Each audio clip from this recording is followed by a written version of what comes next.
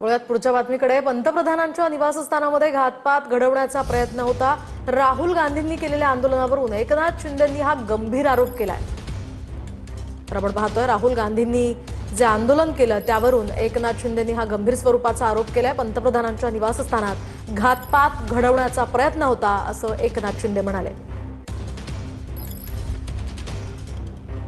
प्रधानमंत्री निवासाच्या परिसरामध्ये कुठले आंदोलन करता येत नाही ही माहिती या देशाचे विरोधी पक्ष नेते राहुल गांधी यांना असताना सुद्धा जाणीवपूर्वक तिथे आंदोलन करणं, हजारो लाखो लोकांना तिकडे बोलवणं, याचा अर्थ काय?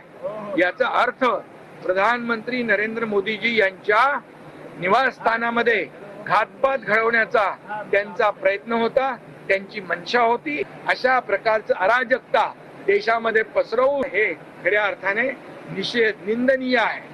विरोधी पक्ष नेत्याने अशा प्रकारचं कृत्य करता कामा नये, कारण